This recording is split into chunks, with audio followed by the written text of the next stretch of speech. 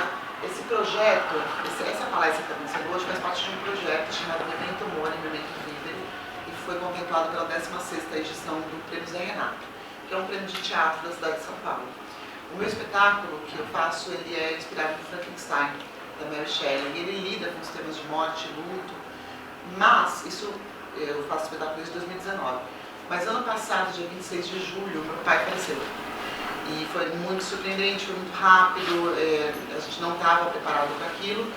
E na sequência da morte do meu pai, eu escrevi esse projeto que inclui a circulação desse espetáculo, mas inclui também uma pesquisa sobre essa relação que a gente tem tido com a morte na contemporaneidade. Então tem um ciclo de palestras, essa é a segunda, a gente teve a primeira com o Cazé, que é um pesquisador de matriz tupi.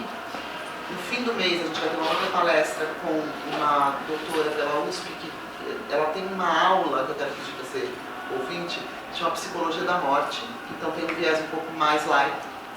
E no mês que vem a gente tem uma rabina e também um monge budista. Para a gente falar um pouco e ventilar um pouco esses assuntos que são um pouco considerados tabus. A gente não fala sobre a morte. E eu senti essa necessidade pessoal de pensar sobre isso, pesquisar sobre isso, falar com pessoas sobre isso. E aí, de forma muito egoísta, resolvi fazer um projeto para mim mesma e chamar essas pessoas interessantíssimas para falar sobre o assunto. A gente está registrando, porque a gente vai colocar no YouTube acesso gratuito e limitado, porque eu sinto que é um assunto que a gente tem que trazer para o cotidiano, para a mesa de jantar, para as relações, porque a gente só fala sobre isso quando está na iminência da morte ou quando acabou de morrer alguém, né? E se a gente falar, eu acredito, pelo menos tenho acreditado, que se a gente falar sobre isso no cotidiano, a gente vai lidar melhor com a morte quando ela acontecer, porque ela vai acontecer, né? Spoiler, todos morrem no final. Então hoje a gente vai ter uma conversa com a Kemi, que eu tô com cola, gente, tá? Porque eu tô cansada e meu cérebro já não tá mais concatenando nada. A Kemi é médica, mas por que ela está aqui hoje? Ela tem uma pesquisa sobre saúde e espiritualidade e ela é de uma religião tradicional iorubá, da Nigéria. A princípio, no projeto, estava escrito que eu ia chamar alguém de uma região afro-brasileira. Eu cresci em Salvador, eu tenho contato com o pessoal do Candomblé, mas quando chegou a Kemi, eu achei mais interessante ainda, porque é uma matriz ainda mais antiga, né? Assim como a Rabina que vem falar com a gente, eu não queria pegar alguém do catolicismo que é tão presente na cultura, mas alguém que trouxesse coisas ainda mais mais distantes, para a gente entender o que forma o imaginário do brasileiro com relação à morte, porque a gente é formado desse imaginário. Ouvindo o Cazé falar sobre a cultura tupi, eu não sabia nada mesmo, mas eu sentia que eu sabia. Eu tinha alguns aspectos daquilo que isso é presente na nossa vida, mas de forma muito menos direta, né? Então é isso, eu queria chamar aqui. Cada palestra tem um formato, pode ir? Tem um formato diferente, então a gente vai abrir um pouco para conversar, todo mundo pode sentir à vontade. O Cazé está no YouTube? Ainda não, vai subir para o YouTube. Deixa eu falar isso. Tem um site, que é o meu site profissional, que tem uma página deste projeto. Tudo vai ficar lá. O site chama Bruna Longo, que é meu nome, .weebly, que é WEBLY.com. Aí, dentro do site, tem uma página que chama Memento. Ali tem as palestras, tudo que for acontecendo no projeto, datas de espetáculo, tudo isso. Também dá para acompanhar pelo Instagram do espetáculo, que é espetáculo.criatura. Todas as informações são sempre jogadas nesse Instagram, tá bom? E qualquer coisa também, quem quiser depois pegar meu contato, fica à vontade. E quando estiver no ar as palestras no YouTube, pode compartilhar, pode, sim, é uso público. Tá? Porque eu acho que é uma questão de saúde pública, na verdade, falar sobre a morte. Tá bom? Então eu vou deixar vocês com a Kemi e vamos lá. Obrigada, Bruna. Boa noite, pessoal. É um prazer gigante estar aqui. Agradeço a presença de cada um de vocês, da minha família espiritual. Pode tirar foto? Pode tirar foto? Por mim, fica à vontade, por favor. Meu nome é Olukemi Adeolá Ribeiro Salami. Eu sou uma mulher preta e iorubá, nascida no Brasil. Eu faço parte de uma família espiritual religiosa proveniente da Nigéria. E para falar sobre a morte, para nós, iorubás, a gente precisa estabelecer alguns conceitos. Então eu tenho uma aula muito interessante para vocês e vou estabelecer alguns conceitos que são fundamentais. Então a gente vai falar um pouco da religião tradicional iorubá e lembrar que, devido ao processo da escravidão, muitos africanos negros foram escravizados, trazidos para o Brasil, e dessas religiões africanas, nós temos várias religiões afrodiaspóricas. Eu não vou tratar delas especificamente, mas, como a própria Bruna disse, pode ser que muita gente se identifique com algumas coisas que eu vou falar aqui. Então, cerca de 100 grupos étnicos negro-africanos foram trazidos para o Brasil nesses 350 anos de escravidão. Foi uma diáspora forçada e a partir dela, então, a gente fala que a cada 10 anos de história do Brasil, 7 anos foram vividos no regime da escravidão. Aqui as principais regiões da onde vieram as pessoas escravizadas. E a gente está particularizando a etnia iorubá, que é a etnia a qual eu pertenço. Então, por que essa etnia ela participou também da vida sociocultural religiosa do povo brasileiro, na construção? Então, para quem não sabe, os iorubás são um grupo étnico provenientes da África Ocidental, e principalmente da Nigéria, do Togo e do Benin. Nós temos um idioma próprio, que é o iorubá, e é importante a gente falar também do panteão de divindades. Então, nós acreditamos em Edumare, que é o Ser Supremo, nos orixás, que são as divindades representadas pelas forças da natureza, e nós cultuamos também os ancestrais veneráveis, que é de maior interesse hoje para nós. Território iorubá, pode fazer. As religiões predominantes na África, eu tive a oportunidade de conversar aqui um pouco com a Bruna antes dessa aula, e hoje em dia a gente vê que a África como um todo ela está muito mais povoada de outras religiões, mas o sagrado tradicional ele ainda permeia mesmo em praticantes de outras religiões. Então, por quê? Para os negro-africanos, o mundo visível, ele manifesta o mundo invisível.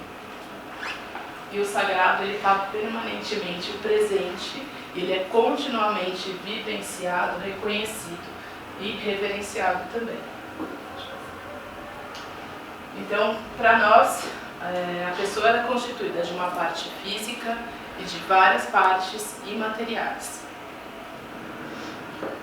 Dessas partes imateriais, a gente vai ter o conceito de Ori. O que é Ori? Ori é a essência de cada ser, ele é o orixá, divindade pessoal de cada ser humano. E o Ori, ele sobrevive à morte e ele reencarna em outros corpos físicos. Tá? Então, o Ori está presente antes do nascimento, durante a vida e após a morte. Ele sobrevive à morte. A essência de cada ser. E outro conceito indispensável é o conceito de sociedade, que é o que nós chamamos de EBE, então, grupos sociais. E por que é indispensável? Porque, para nós, os vivos, eles convivem com os jaídos. Então, nós temos o conceito de Aie, que é o mundo visível, e Orum, que é o mundo invisível, e eles coexistem paralelamente. Outro conceito fundamental, boa morte e má morte. Então, o conceito de boa morte é uma morte em idade avançada, uma morte de causas naturais, para uma pessoa que realizou todo o seu ciclo existencial.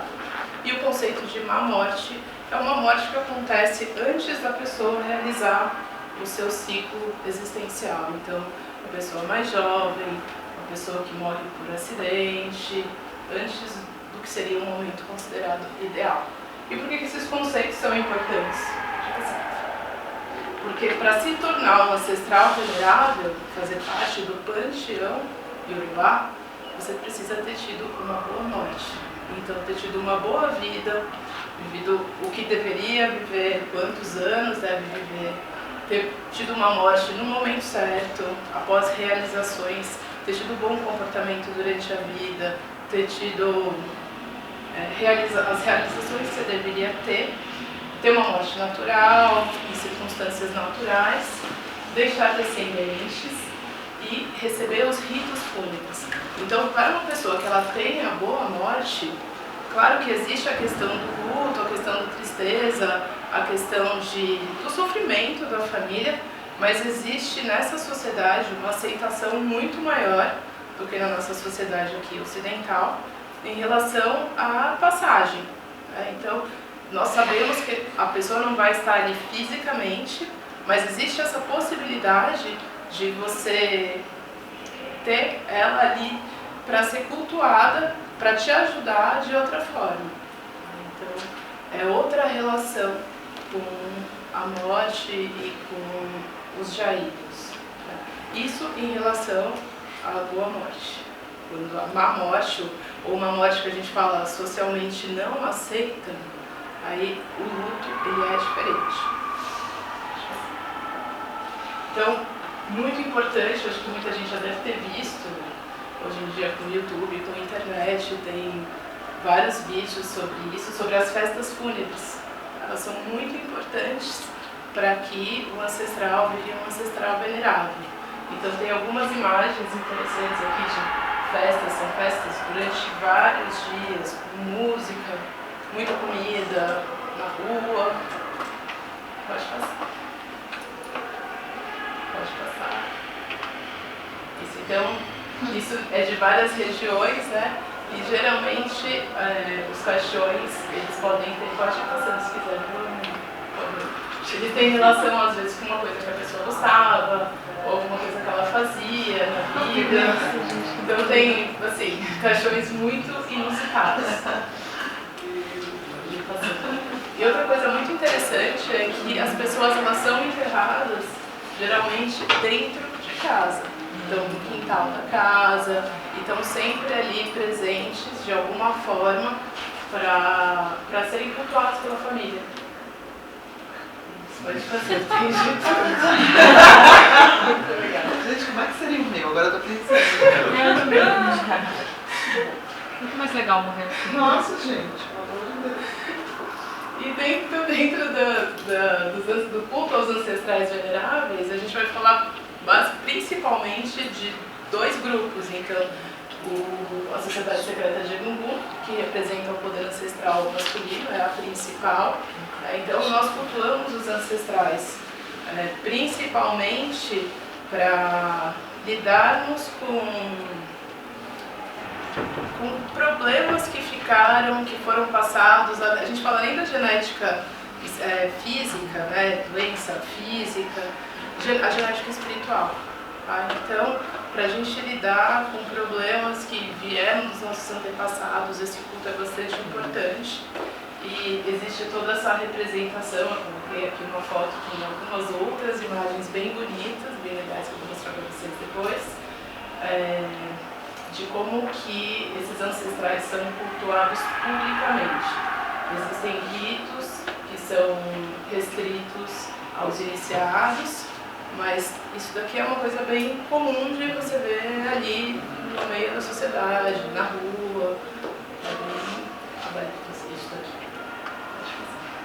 E a Sociedade Secreta Gueledé, que representa o poder ancestral feminino, e também pode ser cultuado para busca de fertilidade, fecundidade, e representa o poder místico feminino.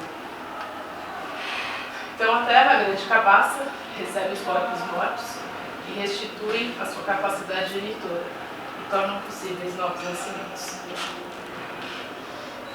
É importante restituir para restaurar a força. Aqui outra foto de Egungun, da Sociedade de Egungun, ancestral masculino. E aqui o poder ancestral feminino, Gueledé. Então, nem toda morte é uma boa morte, como eu disse naquele momento, né? E não sendo uma boa morte, existem diversos destinos espirituais diferentes. Bom, falar sobre o sofrimento. Durante a vida nós passamos por várias dificuldades e problemas.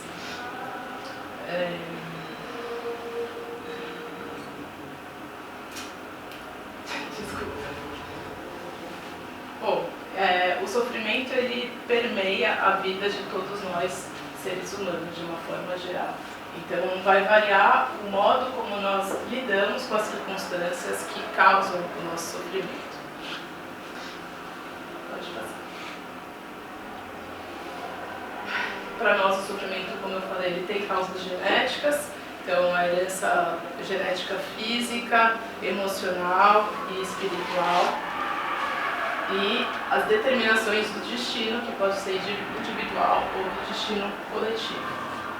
Então nós herdamos, para nós urubás, nós herdamos não só as morbidades biológicas e psicológicas, mas também as espirituais, e por isso que é tão importante o culto e aos ancestrais veneráveis. Aí também o sofrimento tem as causas ambientais, que tem relação com o meio físico e o meio sociocultural. E outro importante conceito é o conceito de Abiku. Abiku significa nascido para morrer. Então, esse é um exemplo de sofrimento que nós tratamos, nós iorubás tratamos. Então, são pessoas que nascem predestinadas a morrer antes da hora, ou seja, predestinadas a ter uma má morte por questão de um pacto feito antes de nascer com a sociedade Abiku, a sociedade a qual essas pessoas pertencem no mundo invisível.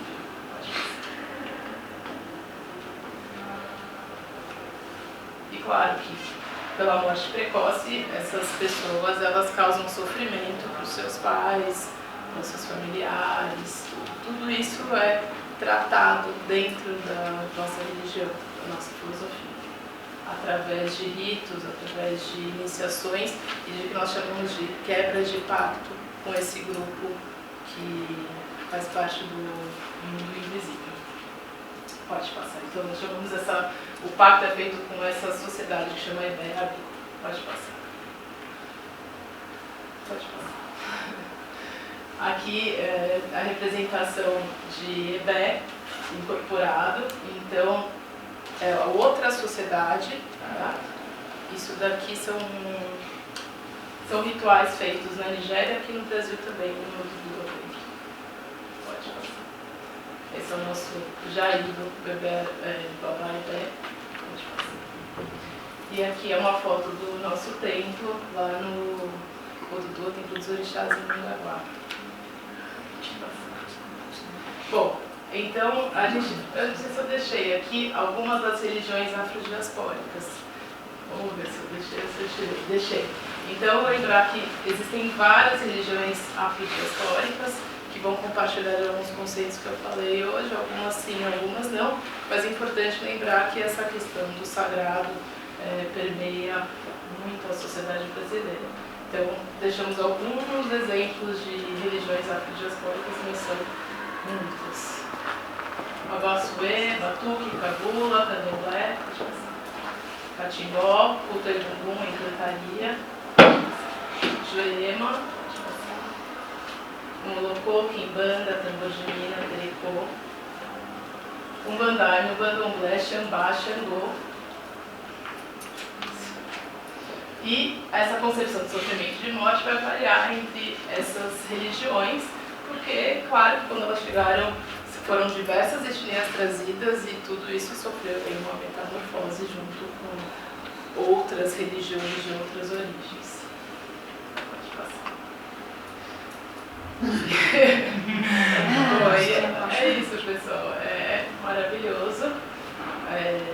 Claro que eu estou resumindo aqui uma cultura, uma filosofia, uma teologia milenar, mas acho que com alguns conceitos dá para a gente entender como é que os iorubás veem a morte, lidam com ela e como isso é importante na vida, na nossa vida, né? Na nossa vivência e para a continuidade da nossa sociedade. O que chama muito a minha atenção, pensando também no que a gente ouviu do Cazé, na cultura tupi, é o quanto a relação com a morte não é uma quebra entre uma coisa e outra, é uma continuidade, né? Então, a convivência com o morto, que deixou de existir como corpo físico, mas que eles chamam de encantaria nos tupis, e o quanto eu fui me perguntando, a gente que herdou essas culturas, né? Porque a gente é filho dessas tradições, claro que sequestradas pelo catolicismo, que eu acho que aí vem a resposta do porquê que a gente não consegue lidar com a morte, mas a gente vem de matrizes que lidam com a morte de uma forma muito natural. E de repente a gente é educado a ver a morte como uma ruptura e como uma coisa que é necessariamente ruim. Eu estava achando isso muito com o Cazé na outra vez, que é por que a gente vê a morte como uma coisa negativa se ela é natural? Sim. Eu acho que porque se perde essa noção de continuidade. E de presença, né? De presença, de influência, faz parte, faz parte do ciclo da vida e existe a possibilidade de uma pessoa que você ama, claro que você vai sentir falta dela, nós perdemos alguns sacerdotes muito queridos aqui nos últimos anos, mas nós sabemos que a hora que a gente vai fazer uma oferenda, vai bater cabeça ou vai dançar para os ancestrais, eles estão presentes de alguma forma para nós. Então, eu acho que é menos dolorido. Sim. Lidar com isso. E eu estava comentando com ela antes, a gente estava tomando um chocolate quente lá fora, eu não venho de nenhuma tradição religiosa, de nenhuma parte, claro que a minha família é católica, daquele jeito católico que a gente é, né? Que ninguém nunca vai à igreja, mas é católico. Só que eu gosto muito de física. E para mim é a mesma coisa que eu estava te falando de E igual a MC ao quadrado. Né? Energia não se dissipa. Se a energia não se dissipa, isso é um fato científico, o meu pai, que era um corpo físico, matéria igual a energia, morreu. Mas a energia que formava aquilo, ela não tem como ir para lugar nenhum, ela está. Então a continuidade é real. Né?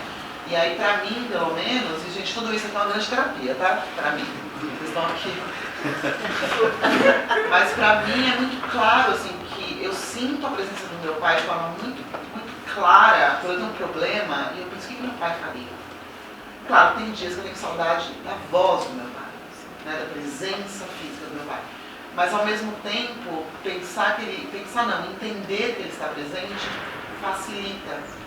Né? Porque a dor vem mesmo, não tem muito como, né? A saudade da pessoa, das coisas cotidianas, né? Se alguém quiser falar alguma coisa, a gente fica à vontade, a gente está aqui mesmo para...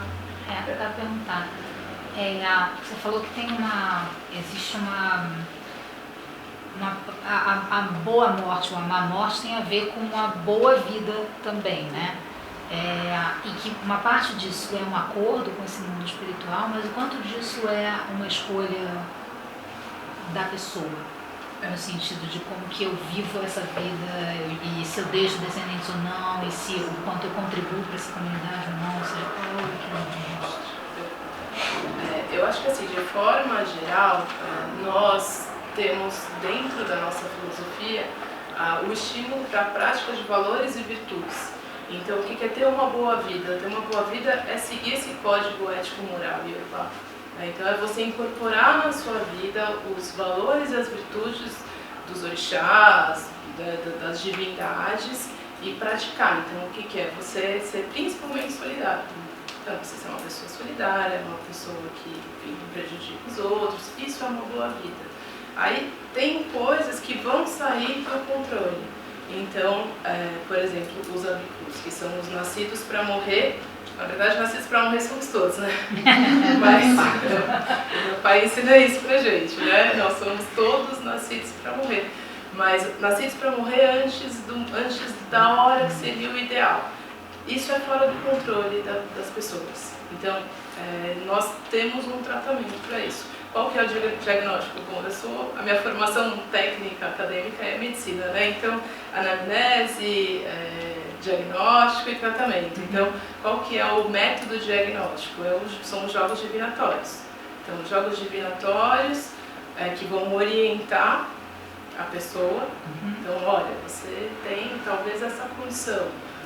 Processos iniciáticos para tratamento, orientação e para quebra dessas questões e evitar essa morte prematura. Então, fica um pouco complexo para quem não tem acesso a isso. Mas minha mãe está aqui, ela é sacerdotisa, uma das maiores pesquisadoras da religião dos Yorubás no Brasil. E ela pode dizer que às vezes a gente em família vê notícia no jornal, a gente vê situações e a gente conversa entre a gente. Olha o Abicu.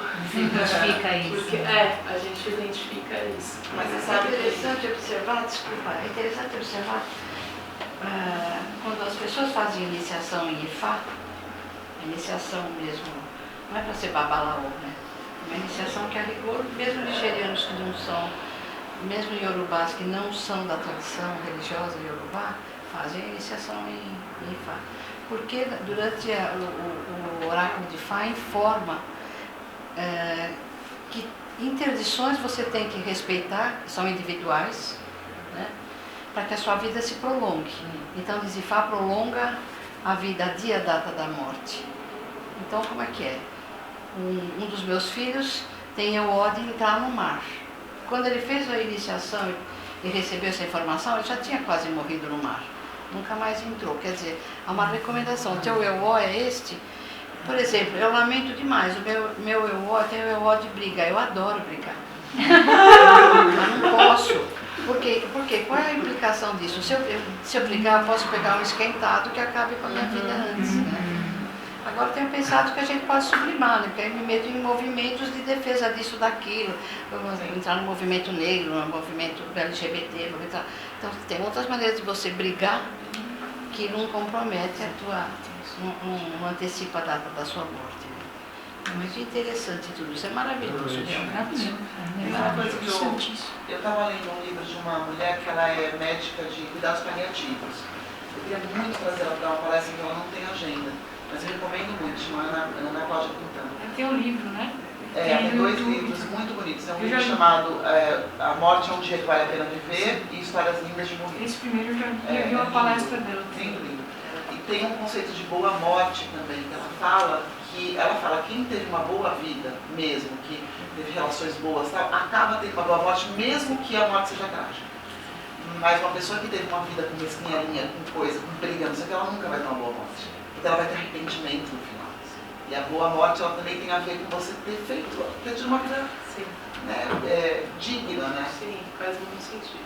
E meu pai, por exemplo, eu acho que ele teve uma boa morte nesse sentido. Eu preferia que ele tivesse sofrido menos, mas internamente ele teve uma vida muito plena.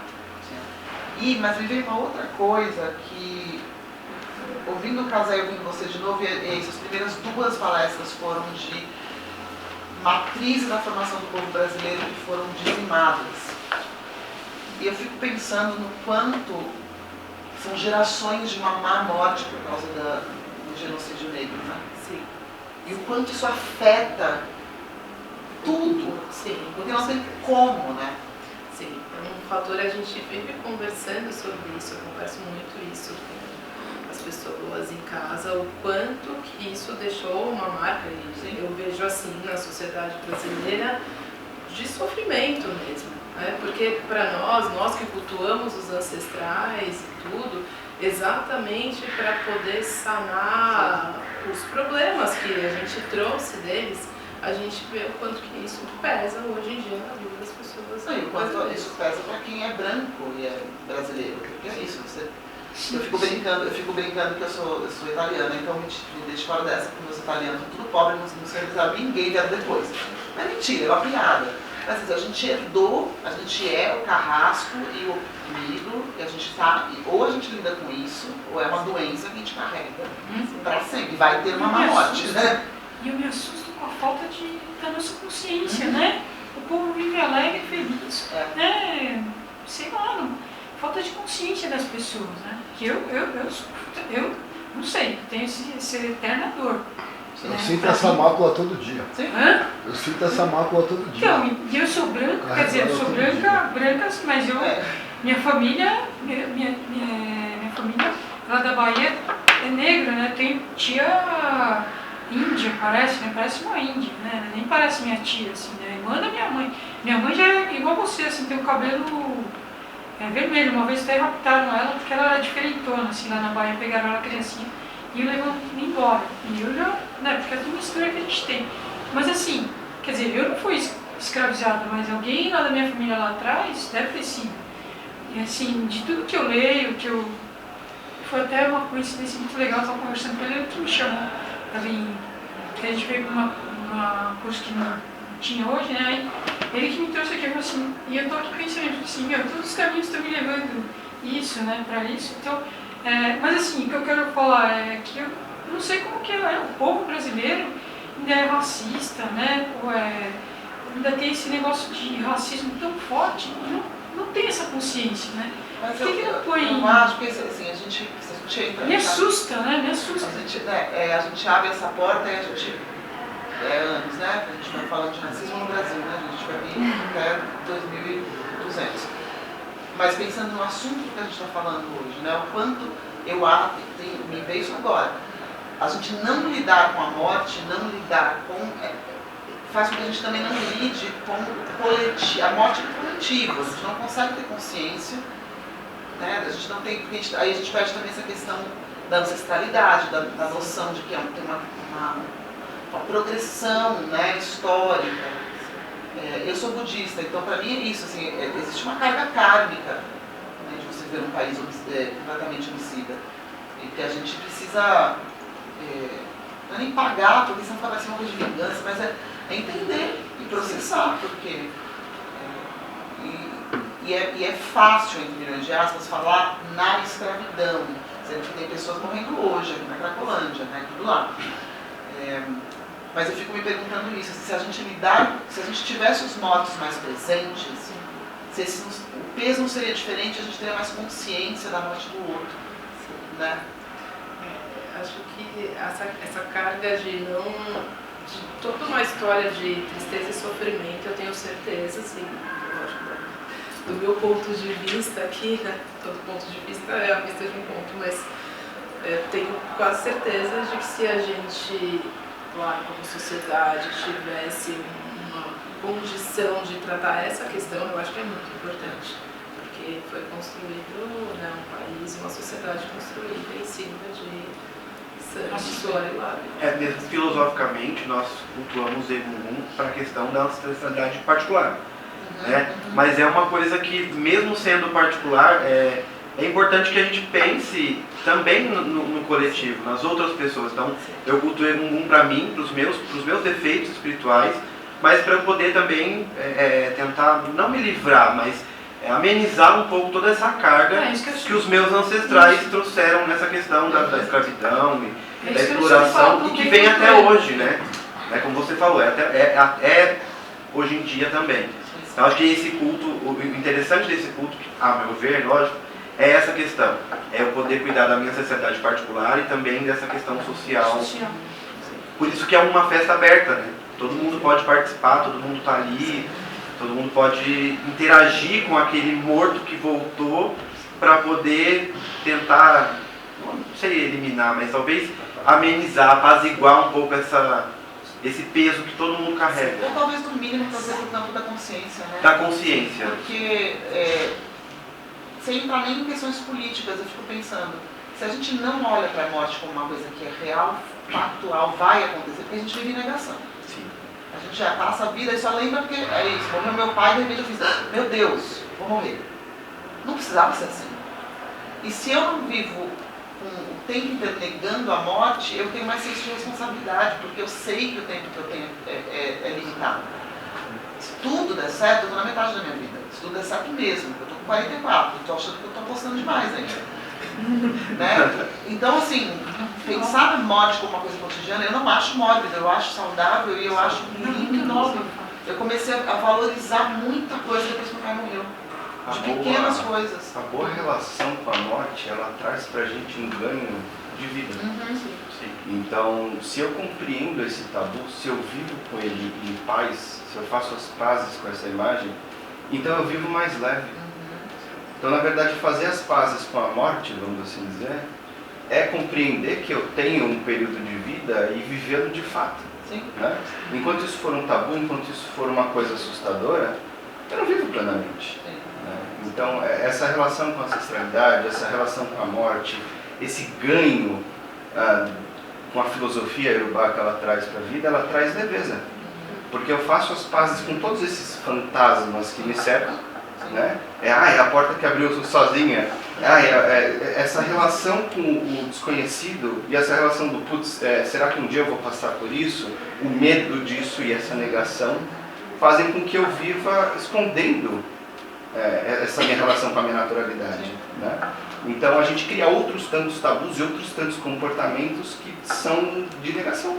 E do ponto de vista mais prático, né, eu tenho pensado muito nisso. Eu tenho uma briga com o Silvert, por exemplo. Eu não quero ir para casa brigada com ele. Porque eu não sei o que vai acontecer. Eu prefiro falar assim, olha, fiquei chateada com tal coisa. Ah, beleza, vamos entender aqui, porque a gente não sabe, gente. E aí, quando você pensa na morte como uma coisa muito real, muito presente, você não deixa a ponta solta. Né? Você vai tentando curar suas relações, né? No cotidiano mesmo. Eu sou budista e tem uma coisa no budismo que no Butão, que é, para você ser realmente feliz, você tem que pensar na morte 5 vezes ao dia. 5 vezes ao dia. E aí tem um aplicativo maravilhoso, que ele te manda uma mensagem 5 vezes ao dia. E é aleatório, porque a morte é aleatória. Então, do nada, aparece uma mensagem assim pra mim. Lembre-se que você vai morrer. É só isso, o aplicativo. É maravilhoso, porque do nada eu olho o celular, tá lá, lembre-se que você vai morrer. E às vezes eu tô na cama com preguiça. Lembre-se que você vai morrer. Ah, é verdade, né? Eu vou lavar aquela louça. Eu vou ligar pra minha mãe. Sim. Né? Eu não vou naturalmente pensar assim, não, agora eu tô pensando que eu tenho que ter na morte, porque eu tô falando sobre isso o tempo inteiro, mas eu acho, é isso, vamos pensar na morte todo dia. Isso fica mais presente. É interessante, Bruna, isso que você está falando. Aliás, eu acho muito louvável essa tua iniciativa, né? À medida em que não só há essa roda de conversa, essas rodas de conversa, depois vão para o YouTube despertar um pouco. Porque na Nigéria, não precisa, para os povos negro-africanos em geral, eu falo tranquilamente disso, qualquer etnia negro-africana, não precisa de que ninguém lembre, porque está na consciência. Então, quando eu chego nos 60 anos, eu já cheguei, lá, 50 e pouco, vou começar a guardar dinheiro para minha festa fúnebre. Eu tenho dinheiro guardado para minha festa fúnebre. Porque pelo sim, pelo não, porque como eu sou latina, não sou africana, tem outras possibilidades, né? Mas, em todo caso, né? Então, a minha sogra, quando fui entrevistar as mulheres envelhecendo na Nigéria, né, as iorubás, isso era tranquilo. Agora, o que acontece entre nós? Chega um dia um cara e diz assim, ai, a minha mãe morreu, a gente não tem onde enterrar. Caramba, a sua mãe não estava doente há 8 anos? Agora que você vem preocupar onde você vai enterrar? Como a coisa das heranças também, dos legados, tudo isso, é uma inconsciência absurda.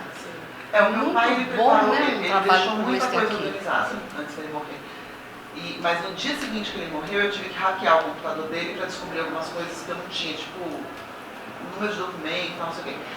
Aí eu tive uma conversa com meu irmão, com a minha mãe, que foi, eu tive essa conversa com vários amigos meus muito próximos, que é, faz um documento do Word, deixa todas as senhas, tudo que você tem, guarda em um lugar e avisa uma pessoa que você confia. Porque a morte é burocrática e a gente não sabe quando ela vai acontecer. E geralmente, antes do meu pai morrer, minha mãe viraria pra mim e falava, vira essa boca pra lá. Não, agora é assim, não é vira essa boca pra lá, porque vai acontecer. Vai, ponto. Né? Então vamos parar de fingir que não vai e vamos deixar organizado, porque quem sofre, quem fica, porque sofre com o luto, sofre com a burocracia. E sofre com o tema de enterrar, porque ninguém pensou nisso. Né? Vou fazer uma pergunta. Você é brasileira. Você disse da sua família religiosa, mas a religião iorubá veio para você como uma ancestralidade familiar, do tipo, você veio com a sua família ou você foi atrás dela? Não, a minha é uma herança familiar, então a minha mãe está aqui, como vocês viram, né? Mas o meu pai, ele é iorubá da Nigéria, ele nasceu na Nigéria. Ele é um grande sacerdote, inclusive é o Baba King, para quem não conhece, do tempo dos orixás. E claro que eu sou um pouco suspeita para falar, mas ele é o grande responsável pela segunda diáspora de orixá no Brasil. Então, para mim, vem como forma de uma herança genética, uma herança espiritual. Eu nasci ali e cresci ali e é a minha realidade. Então, apesar de eu morar no Brasil, já ter nascido no Brasil, isso aqui faz parte do meu cotidiano, da minha vida desde sempre. Então, é a minha realidade. E você mostrou um mapa que é discrepante a quantidade de cristãos para a quantidade de matriz originária. Como que você vê esse paralelo, assim, que você que tem uma vivência também nigeriana, que pelo menos cria uma relação com esse país, como é que é esse paralelo também com o racismo religioso aqui no Brasil? Interessante. Então, exatamente, aquele mapa é um pouco assustador, né? Porque a gente está falando aqui de uma tradição milenar, uma tradição oral, então não tem uma Bíblia, um Corão, mas é uma tradição de milhares de anos e que corre um risco alto de se perder. Então, um dos motivos de eu estar sentada aqui é o compromisso que eu estabeleço com a minha tradição de não deixar ela morrer. E nós, né, acho que a família, tanto a espiritual quanto a biológica. Então é bastante assustador, tanto o cristianismo quanto o islã predominam ali no continente. Eu acho que, assim, lógico, a sensação que eu tenho quando eu estou lá, apesar de... A gente estava conversando até um pouco antes da palestra, né, de ter essa coisa de como se fosse primitivo para eles continuarem cultuando o culto tradicional. Então, ele virar cristão ou virar muçulmano é como se fosse uma mudança de status social. Então, é como se fala, não, eu sou mais evoluído, vamos dizer assim. Mas mesmo assim, que é diferente do Brasil, essa questão do sagrado tradicional, ela permeia as relações sociais de uma forma muito mais natural do que aqui no Brasil. Então a pessoa ela é cristã, ela é, sei lá, protestante, mas se ela ficar doente, ela vai no mago médico. Na Angola também. Tipo, eu tô na Angola faz 2 semanas, e eles estavam falando muito isso, assim, mas na hora lá eles acreditam em feitiço. Sim. Se tiver um feitiço, ela vai dançar junto. Ela é católica, mas ela vai. Ela vai dançar junto. Então, é diferente a relação. Aqui a gente vê um racismo religioso bastante gritante, né, e até assustador, porque tem várias ameaças para várias comunidades ter ameaças reais, assim, ameaças de vida, que lá, claro, tem os grupos os grupos que são mais violentos, em outras regiões não, onde a gente está ali em Abeokuta, mas no norte da Nigéria tem grupos mais violentos e que totalmente intolerantes, mas com todos.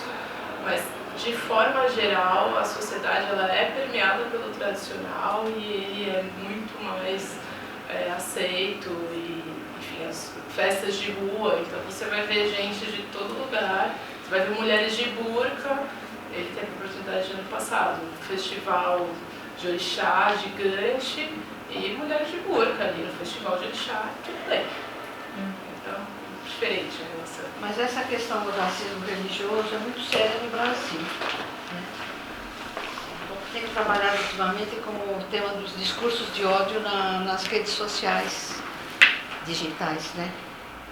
E uma coisa que é alarmante é que a primeira impressão que você pode ter é que os evangélicos são contrários aos macumbeiros, os macumbeiros não gostam dos muçulmanos, mas uma coisa mais preocupante é o ódio que circula dentro das próprias religiões afrodiaspóricas. Nas redes sociais, o pessoal das várias religiões de matrizes africanas quebra o maior pau, né? E por quê? Porque essa representação da inferioridade do negro está introjetada em todas as pessoas, em tudo que diz respeito à África, aos africanos e aos seus descendentes, é digno de desprezo. Isso está introjetado em brancos e negros, né? Por isso que está um equívoco dizer, porque os brancos isso, porque os negros... Não, nós somos todos, temos todos isso, isto introjetado em nós, né? E aí a gente chega num outro ponto de reflexão que é alarmante, porque esta divisão, este ódio, está também intrapsíquico, é subjetivo também. Está na subjetividade da gente. Eu fui católica, eu fui kardecista, sou Rosa Cruz, eu fui isso, fui aquilo. Essas personalidades, essas minhas personas, elas continuam me habitando. Não é? Então, quando a coisa não funciona com Oxalá, quem sabe São Judas Tadeu, não é? Então, a gente tem esses habitantes na nossa subjetividade, e eles quebram o pau ou não, ou eles se harmonizam. E para nós latinos, eles têm que se harmonizar entre a subjetividade, nas nossas relações dentro das nossas religiões, que acontece também uns quebra-pau dentro do catolicismo e assim por diante, né? Então, a questão do discurso de ódio é uma questão muito séria e é totalmente influenciada pelo colonialismo, pelo patriarcado e pelo racismo. E pelo capitalismo, né? E pelo capitalismo. E quando você diz que o seu pai é responsável pela segunda diáspora iorubá, como é isso? Quando foi? Quando foi a primeira? A primeira foi nesse processo da escravização do povo africano. Então foi uma diáspora, não sei se a gente pode até usar essa palavra diáspora, né, mas é a que a gente usa, uma diáspora forçada. Então essa é a primeira diáspora. E quando eu digo a segunda diáspora, bom, ele veio para cá há 40 anos, né? Mais ou menos, né? Quase 40 anos. E ele, esse culto, como ele mesmo diz, o culto a Ifá não existia aqui, não tinha. Então começou com tudo isso, no começo foi muito questionado, ainda como ela acabou de falar, a gente, dentro de toda essa variação que eu citei para vocês, existem os ataques, infelizmente tem, e é isso. Começou o Lua, que é o nosso templo, com esse culto tradicional, que é o que a gente pratica. Hoje em dia existem várias casas que fazem culto tradicional. Mas eu imagino também, então, que tido um momento que você tem o candomblé, principalmente no Rio de Janeiro e na Bahia, muito forte. Aí quando chega essa geração iorubá, é tipo, quem são vocês? Vocês são iorubá, fica lá. A gente tá aqui nosso aqui, que é o candomblé. Porque candomblé é uma coisa brasileira, não é? Essas imagens que eu mostrei de Ebé, nós temos muitos sacerdotes dentro do templo. Então, muitos sacerdotes brasileiros, nascidos no Brasil, mas sacerdotes, pessoas que se tornaram sacerdotes da tradição, da religião tradicional iorubá, babalorixás e alorixás. E alguns anos atrás, um deles postou na internet, na rede social, um vídeo com aquelas imagens da roupa de Ebé, aquela representação. Ele foi muito criticado. Passou algum tempo, alguns anos, poucos anos, estava todo mundo falando. Então, quando eu digo a segunda diáspora, é isso que eu digo, é isso que significa.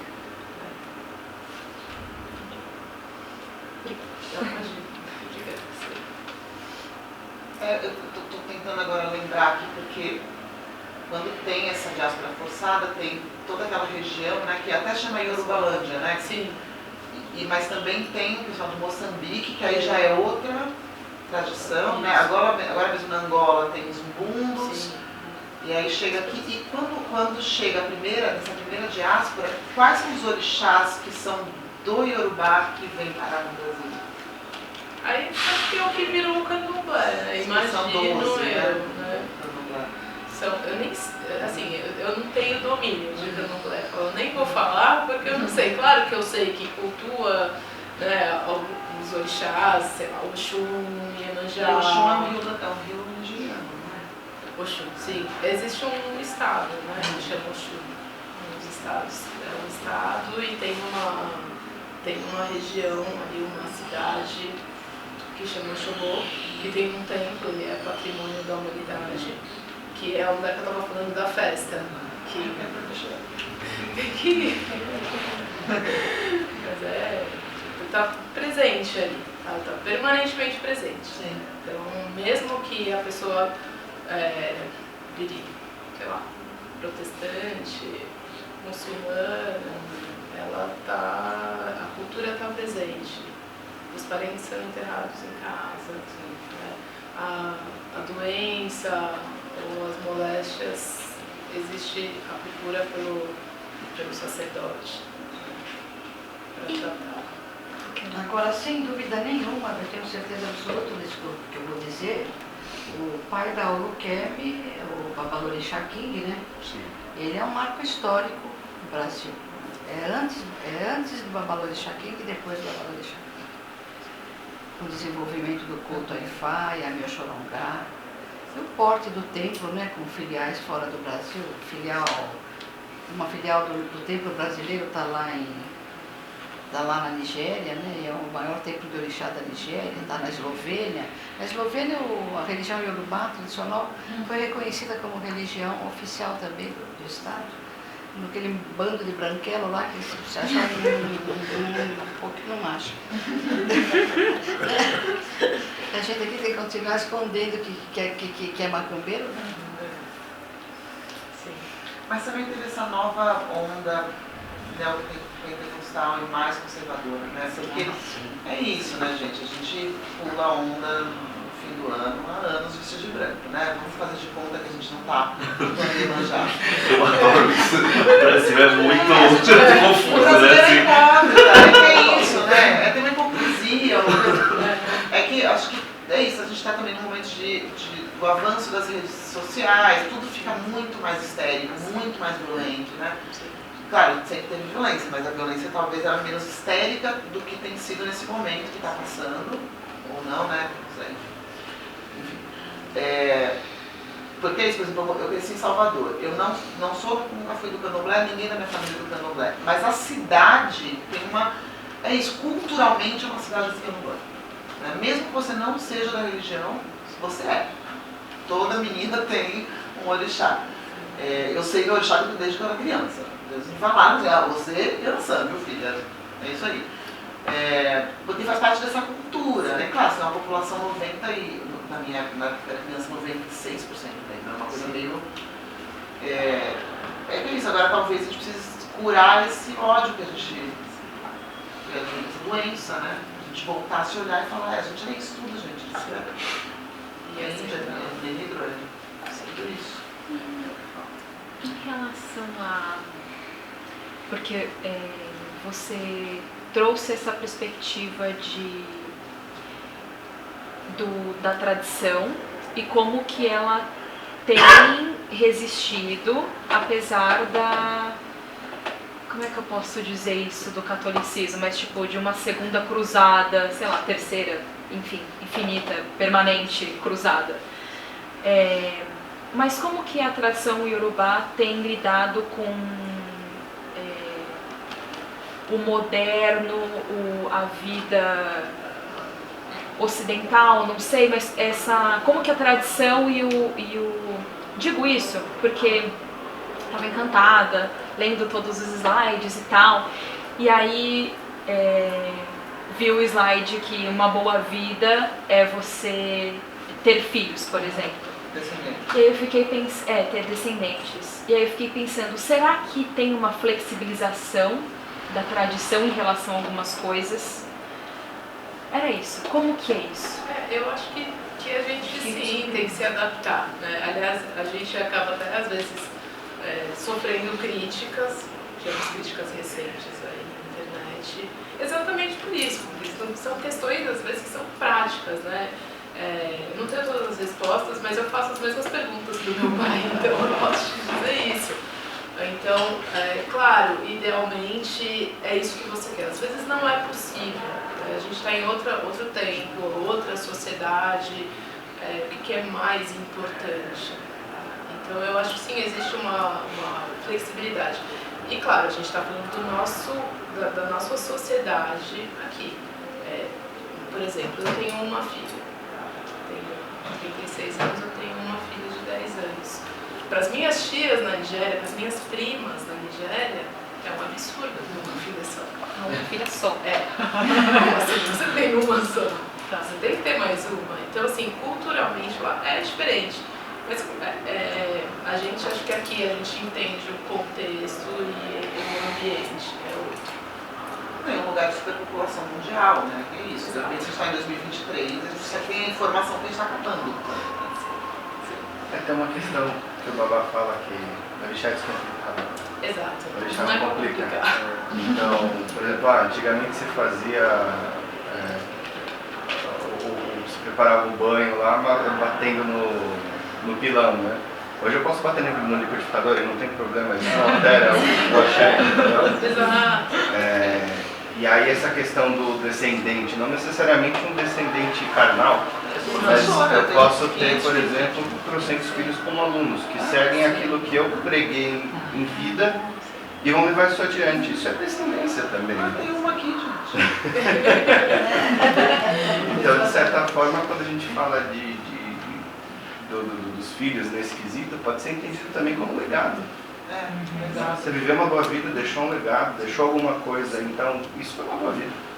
É digno de comemoração diante da morte, uma boa morte. Quer dizer que o fato de você não ter um filho carnal vai anular toda a sua boa vida. Aí olha, você fez tudo de bom, mas não teve um filho. Aí Até vai porque morrer a gente mal. não devia ter filho. E o Babá King sempre fala, o orixá é um caminho civilizatório. Então, essa questão da atualidade, eu acho que tem muita coisa que dá para se adaptar justamente por isso, porque é um caminho civilizatório. Como que a gente aceita isso e aí começa a fazer coisas assim, tipo, demorar 10 anos lá. A acarajé se fazia moendo o feijão fradinho na pedra. Ficava esfregando o feijão fradinho na pedra até virar farinha para poder começar a fazer o acarajé. Hoje a gente tem farinha de acarajé. Sim. Entendeu? Porque é a mesma coisa. Só que já veio a farinha pronta. Então assim, não vou fazer porque tem que ser totalmente tradicional. Acho que aí tem uma questão de você negar esse caminho civilizatório também. Perfeito. Pensando no budismo, eu não lembro se foi o Dalai Lama que falou isso, mas enfim, poderia ser qualquer monge budista. Que alguém perguntou para ele, eles deixam fazer experimentos científicos para saber da meditação, como é que funciona, né, a frequência cardíaca, a frequência de sinapses e tal.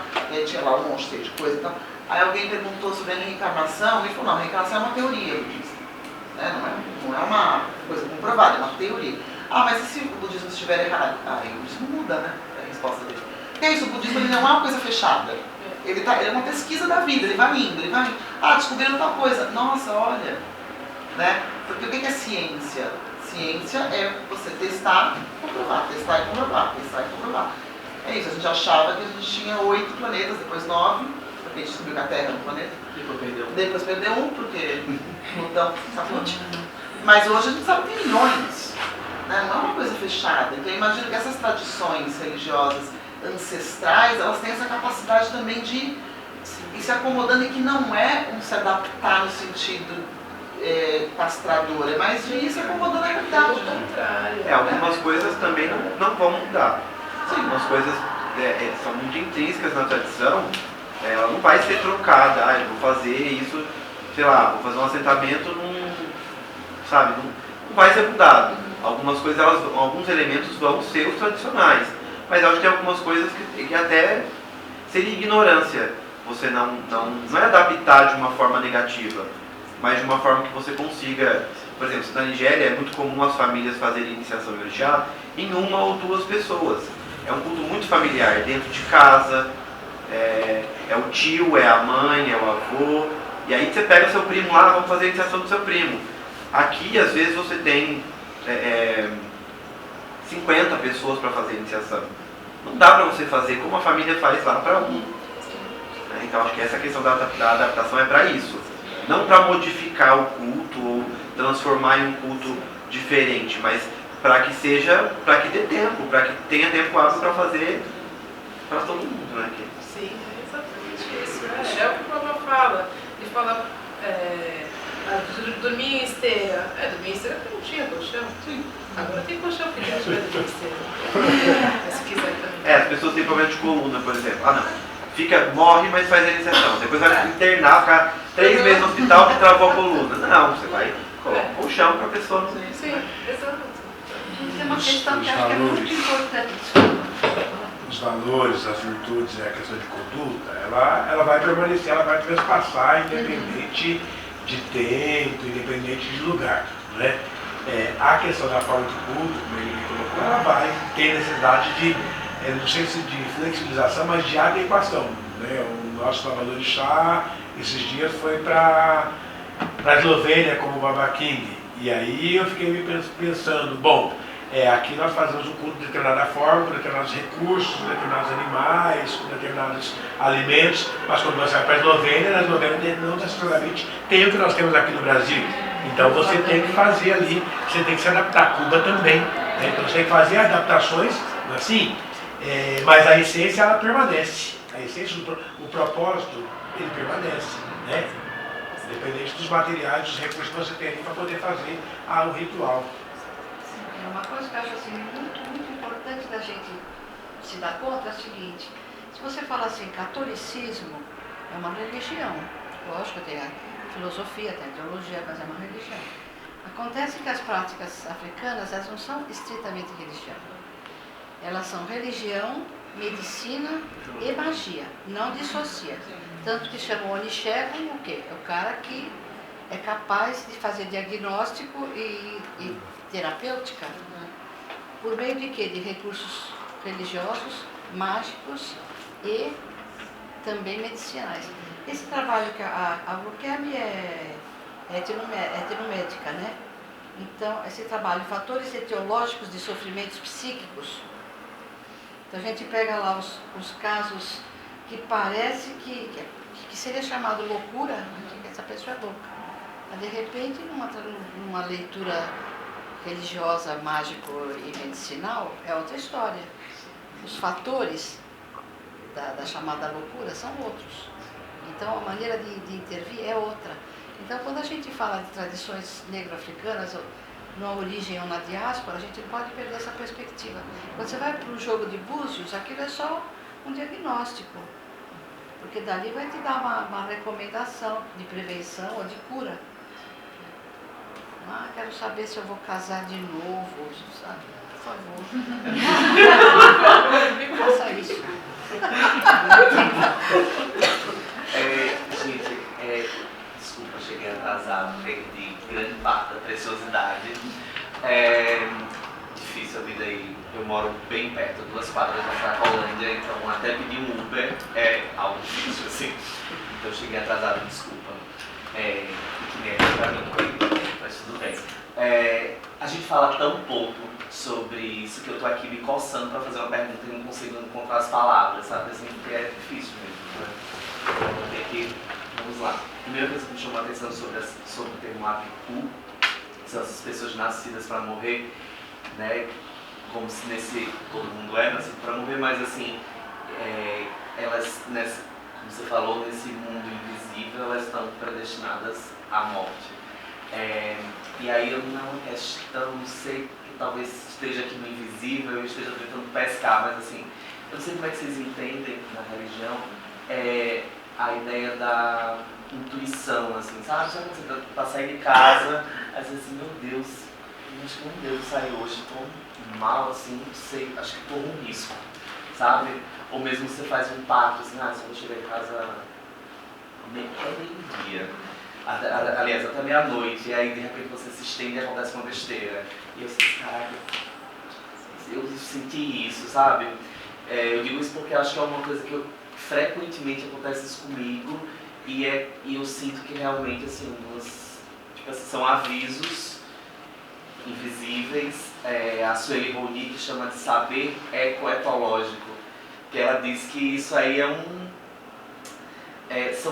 como se realmente fosse um outro sentido, um 7º sentido, aliás, o 6º sentido, e tem esse nome, sabe? Assim, ela deu esse nome, porque ele junta várias coisas e o corpo, ele tá nessa conexão invisível e ele te dá informações, ele sintetiza e te dá como um pressentimento, uma coisa. Como é que vocês sentem isso? Essa é a primeira questão. E a segunda é, no nosso convívio diário aqui brasileiro, essa invenção de Brasil, né, extremamente ingrato, né, com suas interferências e suas composições, a gente não fala muito sobre nem sobre a morte, nem sobre o luto, assim, o quanto isso dura, a gente não tem isso. E aí quando eu ouço rapidamente aí falando sobre o culto a Egungun, me parece que que dentro da religião é justamente uma, vou chamar de festa aqui, pode me corrigir, uma festa para que a gente possa estar com eles novamente e cuidar dessas coisas que a gente não conseguiu em vida. Então, por exemplo, eu acabei de perder meu pai, com a Bruna, assim, eu perdi um pouco, depois perdi um pouquinho antes. E todo mundo tem uma história maravilhosa, assim, de uma conversa que teve com ele, porque ele já estava morrendo, então ele conseguiu pedir desculpas pelos erros e reconciliações, e todo mundo tem isso, e eu não tive. Então isso é uma coisa que, né, ainda fica engasgado aqui dentro de mim. E aí, na minha cabecinha agora, se eu tivesse uma festa de Egungun, eu conseguiria estar com ele novamente e ter a conversa que não tive, sabe? Obrigada pelo seu compartilhar.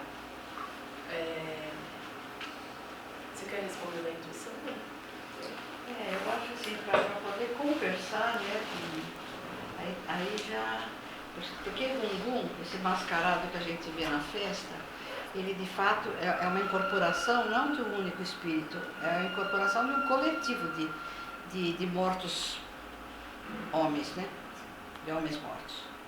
Como as incorporações de Geledé, também é um coletivo que incorpora no indivíduo, que sempre é mascarado em qualquer tradição, inclusive fora da África, se você vê os cultos aos mortos, sempre o cara está mascarado. Né? É o ponto mais delicado. A sociedade de Geledé e de Egungun, para você ingressar na sociedade, se preservar nela, é muito exigente. Você tem que ser um cara bem moralizado, para não quebrar a cara. Porque é delicado lidar com o morto, é mais fácil lidar com o orixá. Né? Agora, esse desejo de conversar com o jaído, você vai satisfazer dentro de uma umbanda, mesmo no kardecismo, né? Que aí é um indivíduo que pode se manifestar aí. A gente não tem como conversar nem com o orixá, nem com o ancestral, a não ser pelo jogo. Então eu fico me perguntando, porque isso, né? Existem as tradições, existem os rituais estabelecidos, mas a gente também, eu sinto muita falta da ritualização das relações.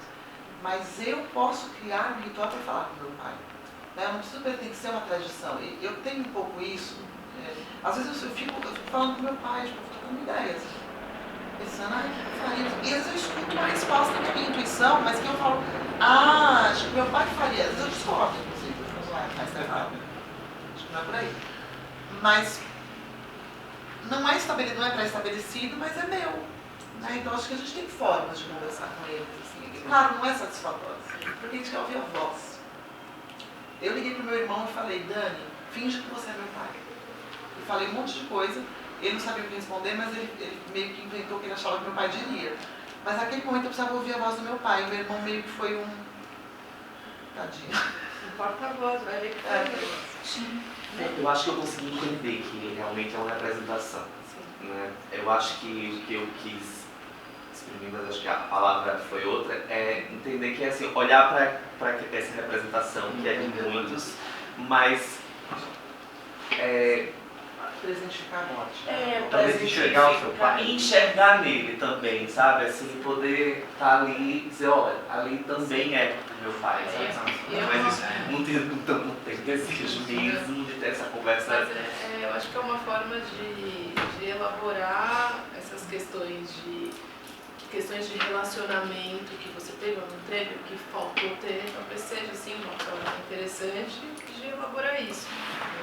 É importante, é como ele estava falando, quanto que é importante, quanto que a gente cultua pra gente, para resolver as nossas questões, as nossas pendências, né, com os nossos antepassados, e assim também poder ser melhor para nós e para os outros.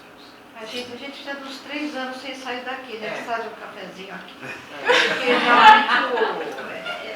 é muito rico, você vai entrando. Eu escrevi um texto chamado Os Mortos Curam, porque eu tinha lido um trabalho na psicanálise, para minha surpresa, de um trabalho com cura de câncer de uma mulher que fazia o levantamento da anamnese da história transgeracional da pessoa que estava com câncer. E a pessoa identificando similaridades dela com o avô, bisavô, 7 gerações. Né? Até onde, pelo menos, a paciente conseguia alcançar. E ia melhorando de saúde. Falei, puxa, esse negócio demora a dar um trabalhão.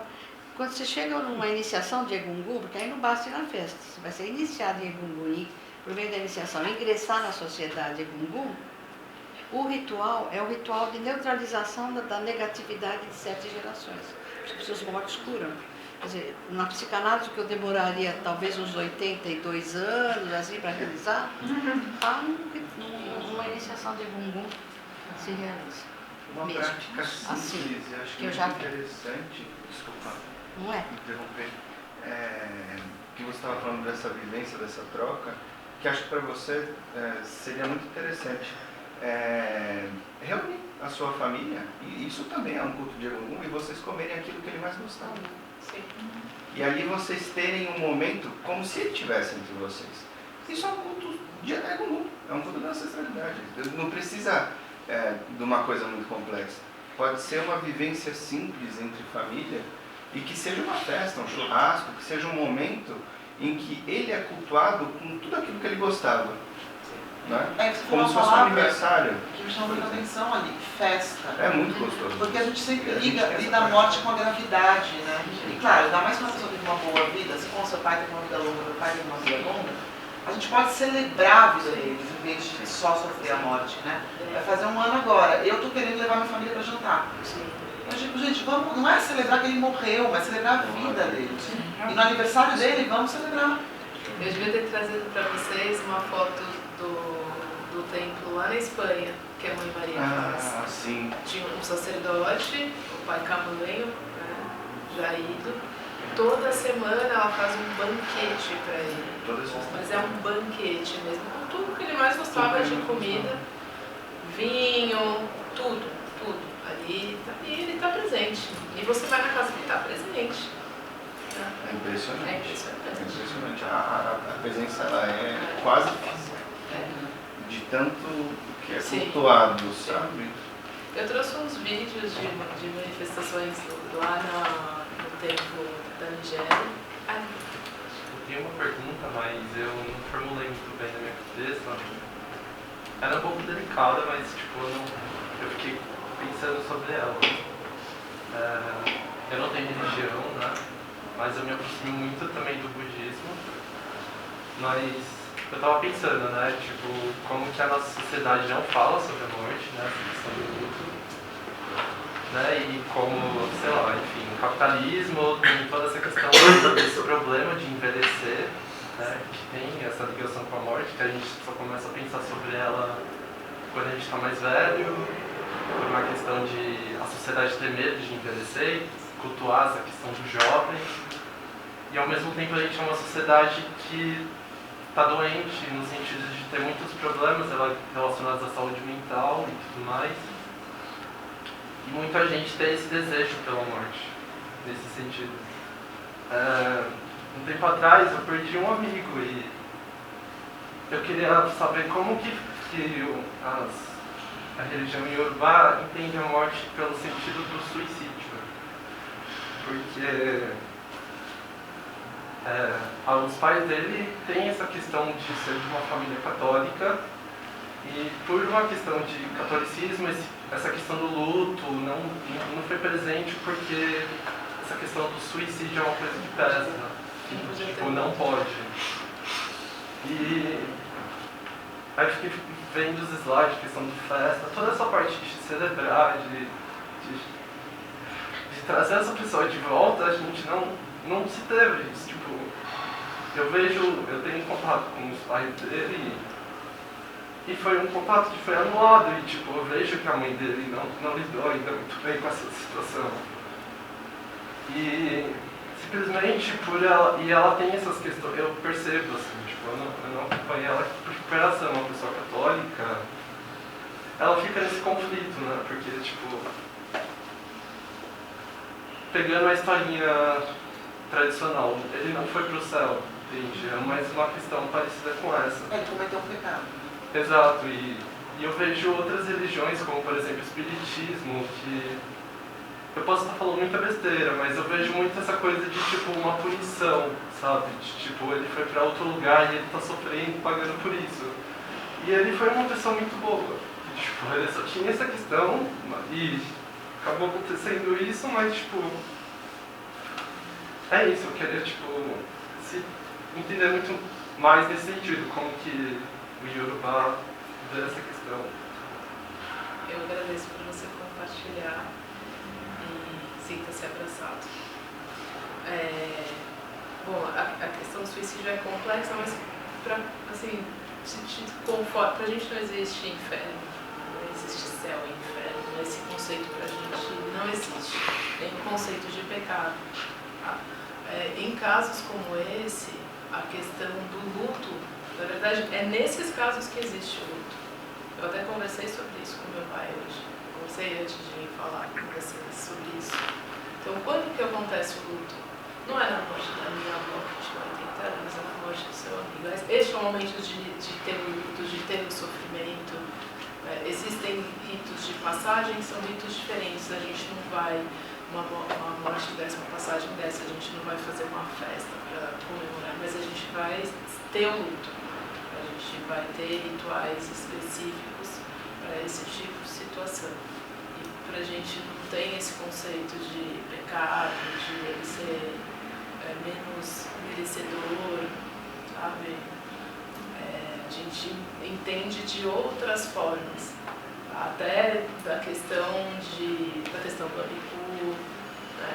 Então, por exemplo, muitas pessoas Abikus, né, que movem jovens, às vezes pode ser por suicídio, pode ser de outras formas que não um suicídio consciente, mas dirigir bêbado em alta velocidade é um suicídio, né? Então, tem toda essa questão de a gente fazer ritos pós-morte, mas não são ritos de festa, são ritos de luto mesmo. A gente precisa lidar com a questão do tabu com a saúde mental. Isso é de uma violência brutal, né? Brutal. A gente é uma sociedade doente. Primeiro, eu acho que a saúde mental é um espectro, né? Não existe gente que não tem nenhum problema mental. Se tiver, uma pessoa completamente alienada, no mundo que a gente está vivendo, não tem como. E eu sinto muito mesmo, assim, porque... E aí eu acho uma coisa que não tem a ver com religião, tem a ver, né? Eu sou budista, então depois a gente conversa, mas também que tem uma questão da escolha, né? Acho que o indivíduo também ele tem direito à escolha. Eu não posso questionar a escolha de ninguém. Eu não sou a pessoa. Eu não sei qual é o sofrimento. Né? Eu não sei. Principalmente se está falando de doença mental. Eu sou diagnosticada com ansiedade generalizada e eu sofro muito com ansiedade. Por milhões de fatores maravilhosos que eu tenho muita sorte na minha vida, eu tenho no meu celular, eu tenho meu psiquiatra, meu psicólogo, eu tenho tudo ali. Sou medicada, sabe? Mas e se eu não fosse? Né? Então é isso, assim. Eu li um pouco sobre suicídio e me ajudou muito abrir a cabeça para entender que as pessoas não se suicidam, elas são suicidadas. Eu acho que tem a gente, principalmente assim, pessoas, eu vejo muito isso, assim, pessoas muito, pelo menos aqui em São Paulo, assim, sei lá, 3 pessoas que eu conheci, pessoas assim, sabe assim, áurea linda, gente linda, sabe, emanando vida, vitalidade, e não suportam viver. É isso aqui que faz elas serem, pelo amor de Deus, isso agride tanto a lógica interna delas que elas são suicidadas. Então acho que isso é uma coisa que me deu um quentinho, assim, sabe, no coração, assim, para não ficar sofrendo, assim, pelas mortes também de pessoas queridas que se foram dessa mesma maneira. Queria ouvir um pouco mais sobre a intuição, que eu acho que eu perdi, assim, eu perdi a cabeça. Bom, existe esse conceito de intuição, eu acho que não é, talvez pra gente seja menos uma questão do que é para muitas outras tradições, assim, principalmente o que eu vejo no meu contato com as pessoas que entram na tradição iorubá, por exemplo. Às vezes, então eu conheço muitas pessoas que estavam em outras diversas afrodiaspóricas ou outras tradições e entram com essa questão muito forte. Pra gente eu acho que não é tanto uma questão, então, mas existe, é fato que você tem, que a gente tem a intuição e tem a sensação, algumas pessoas têm mais, outras têm menos, e lógico que daí a gente tem rituais para abrir, aumentar isso, mas com a finalidade de quê? De você geralmente cuidar de outras pessoas. Então, os sacerdotes, as pessoas que vão cuidar de outras pessoas, ou profissionais da saúde, têm rituais para aumentar esse poder intuitivo, e aí sim entra essa questão, mas é mais para você usar para os outros do que para você mesmo. Claro, usa para você, né? Mas para você fazer um jogo divinatório, fazer um tratamento, fazer um trabalho, fazer uma intervenção. Então, entra bastante nesse ponto. Interessante isso. E a Kemi está aqui, a Kemi também pode dizer que o Iorubá dá muito valor ao se preparar, a saber o que você precisa fazer naquela questão ritualística, muito mais do que só a intuição. O brasileiro tem um certo fetiche com a intuição. Eu ouvi isso, estão me falando alguma coisa. Porque isso torna aquela pessoa, às vezes, talvez um pouco mais especial do que as outras. Então isso tem uma questão de ego também. O Iorubá não tem muito isso, ele se prepara, ele estuda durante muitos anos, acorda muito cedo, vai dormir muito tarde, trabalha o dia inteiro, se preparando, estudando para desempenhar aquele papel na sociedade.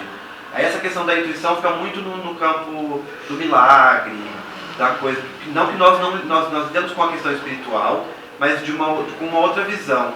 Não nessa questão do tipo assim, alguma coisa me falou aqui. Não que isso não exista, existe, mas pro Iorubá acho que não é muito o foco deles não. Acho que a questão é mais o preparo mesmo, é você tá preparado e às vezes até mesmo para a intuição, né? Se você não está muito bem preparado, nem a intuição você não vai conseguir ouvir direito. Mas acho que tem uma coisa também que é isso, tem uma fetichização e também tudo fica um pouco mágico, né, nesse lugar.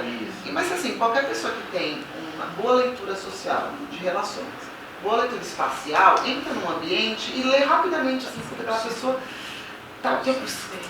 não é medíocre, é meio tem uma postura, tem um lugar, tem uma coisa que fala, não, ali eu não vou. Tem lugar que eu já mais de uma vez saí da minha casa, cheguei num lugar e falei, não vou entrar. E não é uma energia, não, é tipo, tem um tom de voz acontecendo, tem uma bebida, um cheiro de bebida no ar, não vou. A relação também do Iorubá com essa questão da espiritualidade, aqui a gente tem muito essa visão do lá, esse lá distante e o cá. Né? E aí entra a questão de fenômeno, né, para nós. O Iorubá, isso faz parte da natureza, e a natureza ela faz parte de quem ele é, não tem esse lá e cá, é intrínseco, está tudo junto. Então é muito natural ver um morto, é muito natural ouvir alguma coisa, não é aquela coisa do nossa, eu ouvi, então não tem o fetiche do eu sou médium. Todos somos, todos temos essa capacidade. E ela não é esse fenômeno, esse espetáculo do Iorubá. É muito mais a vivência da natureza, do normal, do não tão espetacular assim, e focando no filosófico, em ser um bom ser humano, em ser melhor, em ter uma boa vida, em resolver essas questões da ancestralidade, resolver aquilo que você carrega de ruim em você. Isso é muito mais importante do que esse pano de fundo de fenômeno. Né? Mesmo porque isso que você está falando, tem um orixá aqui. Nessa planta, tem uma planta ali, então o orixá para o Iorubá ele está muito próximo, ele não está distante. Ele está ali, ele está na vivência no dia a dia. E tem um lugar também da colonização, né, que é a religião, porque, por exemplo, você pega um cristianismo tradicional, original lá, Oriente Médio. Depois, para você conquistar espaço, você tem que espetacularizar, você tem que criar mitos. Então, por exemplo, criar infernos. Assim, esse budismo, por exemplo, né? Eu pratico Theravada, que é o budismo mais O budista vai, você senta e medita, não tem, é isso que você faz. Você vai para o Tibete, tem cerimônias e rituais, e aí o Dalai Lama, tem toda uma coisa, que é o mesmo budismo. A rigor é a mesma coisa, só que aí tem toda uma outra coisa, porque tem a ver com conquista territorial também, tem a ver com resistência, porque teve a invasão política, né? A expulsão do Tibete, então tem todo um outro contexto político-social. Né? Então, acho que todas as religiões na matriz, elas são muito simples. É tudo muito simples. É tudo muito puro, não tem grandes. E a gente adora fetiche, né, gente? Depois do cinema, então a gente... Com certeza. Não é à toa que tem tantos escândalos que envolvem religião e abuso. Sim, porque é poder, né? É uma questão de relação de poder, né? Está numa posição supostamente acima daquela pessoa. Agora, uma coisa que eu estou aprendendo hoje, né? Um pouco em função da conversa de antes, né? É interessante porque você, né? Você trabalha a questão da corporeidade o tempo inteiro. Então, você, bom, é o corpo, né? Trabalha o corpo, o corpo, o corpo. É interessante como esse caminho de trabalhar o corpo te conduz à transcendência, né? Uma transcendência, não estou falando aqui do mundo espiritual, nada disso. Uma capacidade de expandir a consciência de um modo que te permita falar, esse ambiente aqui não dá, você sai. Mas é interessante isso, né? De trabalhar o corpo, né? Mas é que eu acho que falta também, isso a gente está perdendo conexão com muita coisa. O corpo é o nosso único meio de comunicação com o universo, com o mundo. Se você arrepia, é uma forma de comunicação, você está percebendo alguma coisa no ar. Sim. Né? E no caso da gente que é artista, que trabalha com o corpo, a Letícia dança, a Silva de dança também, eu trabalho com o corpo. O meu trabalho com o corpo é um meio é um meio de comunicação com outras pessoas. Não é ele, né, eu estou trabalhando ele para ele mesmo. Não, ele é um instrumento de comunicação, é um instrumento para construir arte, para construir signo. Mas e todo mundo tem isso. É isso, a gente vive, a gente tem uma relação muito cartesiana, né? Cérebro, corpo. Então meu corpo carrega a minha cabeça, pra lá e pra cá, senta na frente do computador, e aí daqui pra cima eu acho que é tudo tá acontecendo aqui. Não, o nosso sistema nervoso, ele tá aqui, ele tá por toda a coluna e ele vai até a ponta dos dedos. Né? A gente é tudo isso. E acho que é isso, a gente está perdendo conexão com coisas que são muito simples. E aí, eu acho que não é diferente. Falar de tradição religiosa ou tradição espiritual e falar de relação com o corpo, a gente andava descalço, a gente agachava, a gente rolava no chão, a gente foi se domesticando, né? Hoje eu dou aulas de corpo, é uma militância. A minha militância é das pessoas se movimentarem. E se deixar, é o tempo inteiro aqui. Ó. Meus alunos, gente, é tudo aqui. Agora você vê, para os Yorubás, a sede da inteligência é o coração, não é o cérebro, porque é o conhecimento com sabedoria, né? Com discernimento. Que te faz uma pessoa justa, né? Sem o discernimento não dá, né? Vocês estão me dançando muito. Vou mostrar pra vocês. Eu trouxe vídeos. E mesmo só para terminar isso, essa coisa do cérebro. É que é isso, a imagem está errada. O cérebro não é uma coisa que está aqui. O cérebro está em todo. Se você pegar, se colocar no Google, sistema nervoso, é o corpo inteiro, até a ponta do dedo, todo lugar tem terminação nervosa. O nosso cérebro é tudo isso aqui. Aí tem uma questão de educação, de como a gente é formado, da relação acadêmica, que aí tudo é dividido em disciplinas, então você não tem mais uma educação holística. Tudo isso está ligado. E a docilização dos corpos, né? São docilização, nossos corpos estão docilizados. E é aquela frase que circulou muito nos últimos 4 anos, e que é verdade, o fascismo gosta de corpos doentes, de corpos tristes. Né? E aí a gente tem que voltar um pouco para o estado de criança. Né? Você pega uma criança de 2 anos, o corpo dela é livre. E aí é o meu sobrinho falando do meu avô. Ai, vovô vira estrelinha. Não, vovô morreu. A criança não formou esse monte de coisa que a gente tem que se livrar agora. Ela brinca no chão, ela rola, ela cai e não chora. Porque não machuca, ela não tem tensão na lombar. A criança não tem tensão na cervical. Não tem duas coisas. Sabe, você tinha que ver o Yorubá tradicional, quando meu cunhado chegou da Nigéria, que tal, tempo atrás, o irmão do Baba King. Você contava uma coisa engraçada, ele se jogava no chão para rir. Né? Não sei se ele ainda se joga, mas é muito divertido. Mesmo o babá, teve um tempo que ele se jogava no chão pra mim. Sim. Uma vez, esses dias, eu fiquei feliz, aí eu saí andando, saltitando, assim, sabe? Aí eu, caraca, aí, por trabalhar com o corpo, aí eu parei assim uma hora, eu digo, mentira, gente, que eu recuperei a alegria de andar e saltitar, assim, porque isso é uma coisa que a gente vai perdendo, você vai ficando adulto, aí você vai... E aí, voltando para o assunto aqui, a gente volta para a questão do direito ao luto, de chorar quando alguém morre, abraçar as pessoas, né? Tudo isso, a gente tem que fazer, tem que corporificar também. Vamos deixar lá mostrar os vídeos, gente, que a gente vai Só tem terminando. pergunta. Faz. Ó, tem pergunta aqui do Sua opinião. Pode falar. Não, eu ia perguntar, porque a gente está falando do luto de quem vai, mas na religião Yorubá, existe esse medo da morte? Porque ela está muito mais presente na vida, né? Eu acho que existe o medo da morte precoce. O medo da morte em idade avançada, vamos falar da sociedade tradicional. Não, na verdade espera-se, né, que morra. Tá? Então tem algumas situações, e isso é história de verdade, de gente que eu conheço. De a pessoa falar, olha, já deu, já estou aqui 90 e poucos anos, vamos desligar espiritualmente. E fazer um ebó, né, um trabalho espiritual, para desligar espiritualmente, que deu. Né? Então, assim, o medo, ele existe, talvez não tão consciente por parte da própria pessoa, mas da morte precoce, o cuidado. Então, existe todo um cuidado, né? Como meu pai sempre imagina, meu pai é um sacerdote que falou, não corre, não adianta rezar e se comportar mal. Então, cuida, você tem que se cuidar, você tem que tomar seus cuidados, não bebe, dirige, não se coloca em risco, né? Não adianta rezar e se colocar em risco. Então, esse cuidado existe, mas o medo da finitude, eu entendo que de forma geral não. Mas eu tenho uma impressão muito na minha morte, né? Porque sim, a gente entra nessa pira agora. Mas eu tenho a impressão que o medo de morrer a gente sempre vai ter, no sentido de que é uma pena. Né? Não é só uma... Quer dizer, eu tenho muito medo de morrer uma morte violenta ou sofrer, né? Ninguém quer sofrer. Mas o que eu fico pensando é, gente, é tão gostoso viver, que eu acho que saber que você vai morrer sempre vai ter uma unidade de tristeza, mesmo que você esteja tranquilo com a morte. Porque é uma pena. Pra mim, acho que talvez seja um medo do desconhecido também. Porque tem aquela coisa do onde eu não conheço.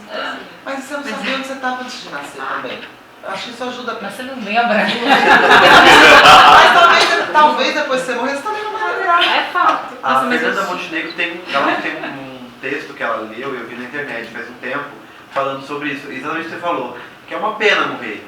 Você não vai ver mais o pôr do sol do jeito que você via, não vai abraçar mais aquelas pessoas. É mais nesse sentido, de ser, a tristeza nesse sentido de ser uma pena. Vai acabar e você talvez não tenha essa outra oportunidade de novo. E eu acho que a gente tem direito a ficar triste. Entendeu? Tipo, eu quero isso, a morte é um dia que eu quero viver. O dia que eu for morrer, eu quero ficar triste porque eu vou morrer. Porque é um sentimento legítimo. Eu quero fingir que eu não estou vivendo. Não, estou triste, vamos despedir das pessoas.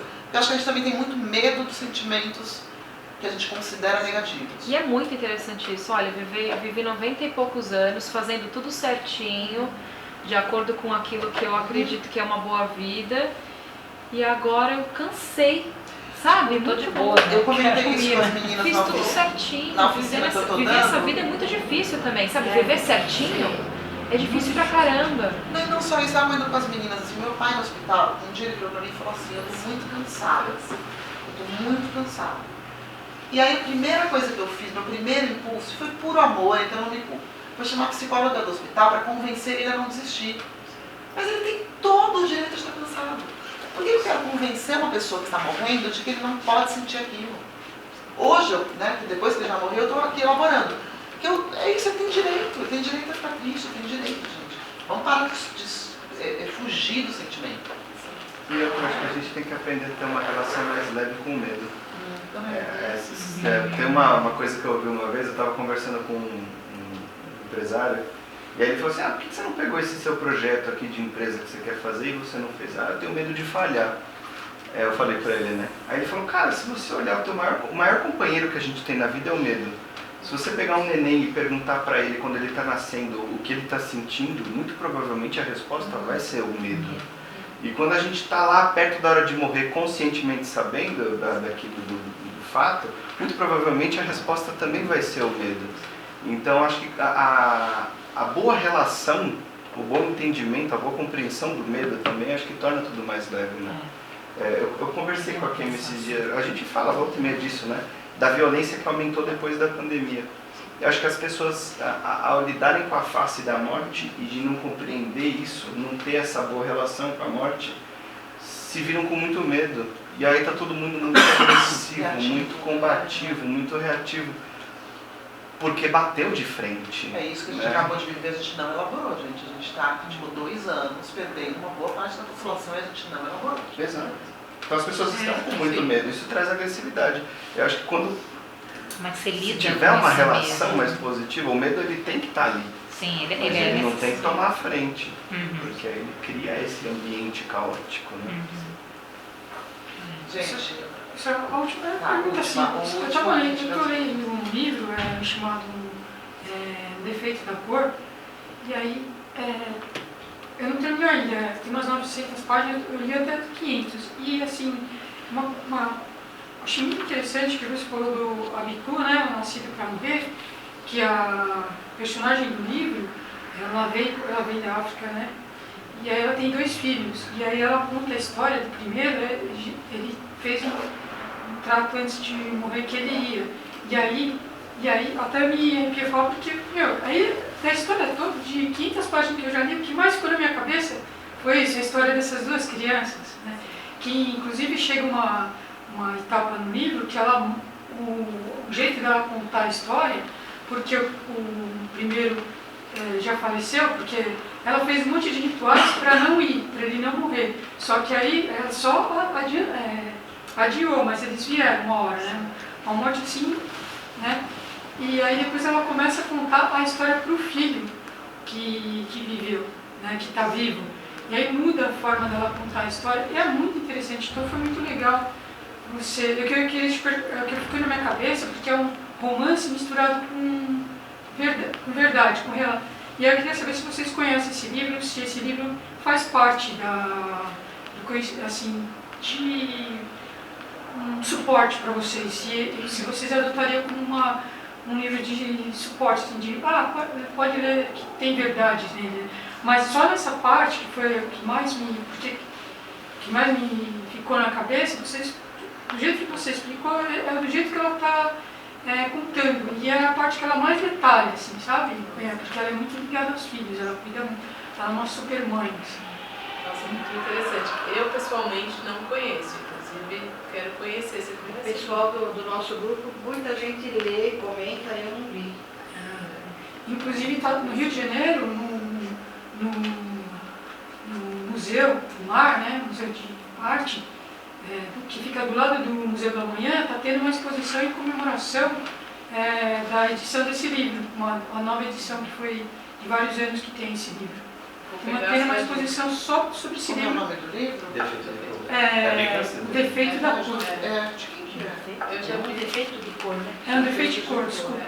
Eu não lembro agora a autora, mas se você colocar no Google vai aparecer, e aí já aparece essa exposição. Foi por isso que eu fiquei sabendo, que eu também fui pesquisar no livro, porque eu vi o nome em outro assunto, em outro livro, e fui pesquisar e acabei vendo essa exposição no Google. Essa é uma questão bem... A questão do Abitu, que é muito interessante, é do pacto, né? Porque do pacto que faz antes de nascer. Remete ao fato de que nós integramos vários egbés, várias sociedades. Por exemplo, eu nasci com o cordão à volta do pescoço. Meu nome seria Ainon, se eu fosse Yorubá. Todas as pessoas que nasceram desse modo pertencem ao mesmo egbé. Tem certas características. Quando todo nascido em Sagitário, sabe? Tem um perfil daquele egbé. O pessoal de teatro é um egbé. Deve ter vários egbés, né? Mas de um grande egbé. E assim você vai vendo a quantos egbés você pertence e os pactos que você tem com esses egbés. Né? Toda a conduta da gente é regida por isso. E quando eu conheço outro Ainon, é uma maravilha, porque a gente sintoniza e sabe de coisas um do outro, porque é muito semelhante mesmo, até a estrutura de personalidade. Muito rico, gente, muito rico. Até um pouco essa questão da intuição, É muito rico. uma pequena parte pode estar ligada a essa questão da sua sociedade espiritual. Tá vendo? Nós somos amiguinhos. Com certeza. Irmãzinha. Inclusive os amigos, né, eles são pessoas geralmente muito interessantes. Tem não, né? A questão da espiritualidade muito Gente, a gente aflorada, não se vê sem uma vários Você fenômenos não aceita não faz. espirituais, assim, fenômenos suprassensíveis presentes assim, na vida desde a infância, principalmente na infância. E no livro também tem essa questão que ela falou, que tem uma senhora que acompanha a moça, que também chegou a hora, falou, tá chegando a hora de eu, né, ir pra... Aí ela começa a pagar, ela é escravizada, né? Não a moça, a senhora que acompanha ela, que falou, tá chegando a minha hora. Aí ela começa a fazer serviço assim para juntar dinheiro para poder fazer. E aí ela fala, meu funeral, né? Desculpa, eu esqueci o nome, me fala, vai ser assim, assim, eu quero assim, assim, assim. Então ela tá juntando dinheiro já para ela, já vai dizendo. Exato. Muito legal. Que é exatamente assim mesmo. Gente, Obrigada. Vamos ver uns videozinhos que ela trouxe para ir embora, né? E eu vou pedir também, a gente tem uma lista de presença, eu vou pedir para... Ah, é verdade. Assinar. Vamos ensinar a Isso é lista de muito presença. importante para a gente dizer que é relevante essa conversa. Tá certo. Vamos lá, o que você vai pegar? O primeiro? Esse mesmo? Ah, pode ser. Eu tenho uns vídeos e umas fotos. As fotos acho que estavam quase todas lá na aula, né? Mas se vocês quiserem abrir, eu só vou citar o que é. Então, esse daqui é uma representação de Gueledé. Tá? Esse aqui é o poder ancestral feminino. Pode passar. Se quiserem ver. Como a Yakemi falou, eles estão completamente cobertos. Então, as representações são total, a pessoa está totalmente vestida para representar aquele coletivo. Pode pensar. Qual é o nome? Eguibé? Gueledé. Gueledé. Gueledé. Gueledé são aqueles são Pode E ser aqui- uma mulher, um homem, não importa. Para incorporar, para incorporar. Ele é só homem. Só homem. Ah, é só homens, não é só mulheres, não. É só homens Homens são Ah, só. tá. Os dois são Só só homens. Só os homens vestem. Tem essa Mas o culto, todos nós cultuamos. Aqui é uma representação de Egungun. Também, isso tudo na Nigéria, no templo. O que caracteriza a escolha dessas coisas? Tipo assim, a cor, tudo isso, ou tipo assim, pode ser que tenha uma outra representação que use uma cor diferente. Tem diversas. Tem questão familiar, tem questão de gosto, tem diversas assim, muitas representações possíveis. Tá. Infinitas, talvez. Meu Deus, tá. E você identifica Pelo uma quê? e outra pelo quê? O Egun, bom, o Gueledé geralmente eles vão ter as máscaras. Como é que chama a madeira que faz a máscara? Pra ver se eu lembro o nome. Não, tem um nome até, uma madeira específica que usa para fazer as máscaras, então. Esse daqui, exato. Vocês vão ver depois, e geralmente sim, ou pelas próprias músicas, tá? São fotos todos que eu mesma tirei, os vídeos que eu mesma fiz. Então. Na minha, sei lá, na minha Não, refeição babaquinha, no aí lugar, você isso nunca é viu. parecido nesse sentido, assim, você bate o olho, você sabe que é chumbo. Sim. Psicologia, né? Exato. Tem cor, tem movimento, tem cor, tem objeto, tem... Então, se você tem mínimos conhecimentos, você vai dar tal. Sim. Geralmente Gueledé é uma máscara que eles colocam na cabeça e um tecido que se espalha, né? Como se fosse uma representação mesmo de uma mulher. Geralmente no Egungun a máscara ela está em cima. Então é uma roupa com várias tiras coloridas e a máscara ela geralmente está ou para trás ou em cima. Então essa é a diferenciação. Essa máscara, por exemplo, o rosto da pessoa está dentro dessa máscara. A do Egungun é diferente um pouco, porque não tá a máscara de madeira não está no rosto da pessoa. Essa eu vou aqui. Bruna, acho que você vai ser Esse é o interessante aqui. você conhecer Esse a é o Jéssica. A Jéssica Nascimento, que ela está fazendo doutorado na USP, né? Eu oriento o trabalho dela. O trabalho dela é sobre o espetáculo Gueledé no Brasil e em Cuba. Então, no Brasil ela vai ver dentro do templo do Dua, né? Sim. E em Cuba ela já está indo para Cuba para ver. Então, é o espetáculo que é feito na rua. Ah, não, E ele é dramaturgo. Eu vou lá visitar vocês. Vou botar ele em contato contigo. Sim. Isso é só uma ideia. A máscara de madeira. Também. Mas eu não é apaixonante, não é? Sim, acho Dá até pena de morrer, né? Mais do que medo, pena de, né?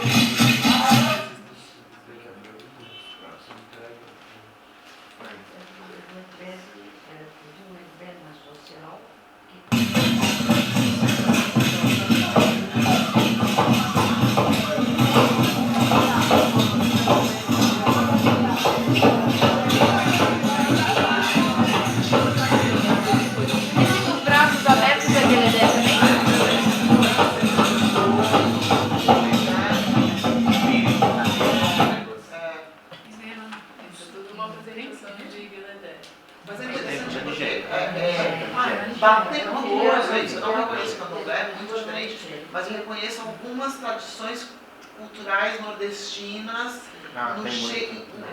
Tem coisa que você fala assim, tá ligado, tá ligado. Talvez nem saiba, tá ligado. Sim. Mas tá ligado.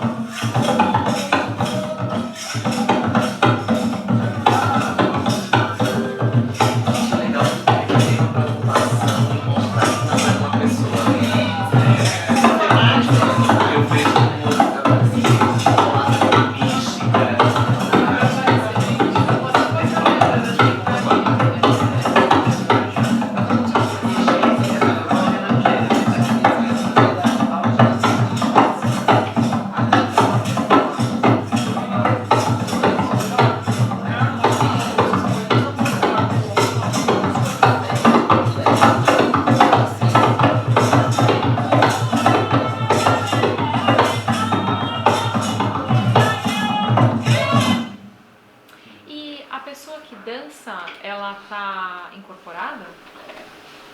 Ah, geralmente sim, mas talvez não necessariamente, vamos dizer assim. Tá.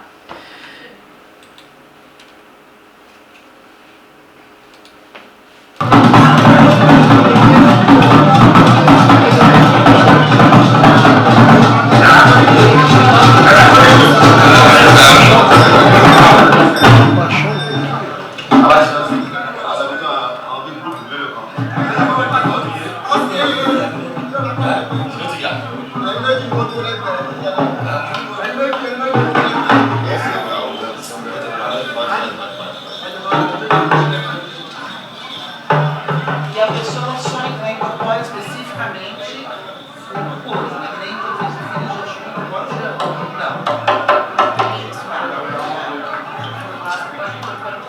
Pode acontecer. Mas agora, isso aqui é diferente. Se a pessoa tem outro preparo para vestir essa roupa, cada roupa é uma sacramento. Super sagrado. O legal é que dá pra ouvir a voz, né? Por isso que eu peguei esse tipo.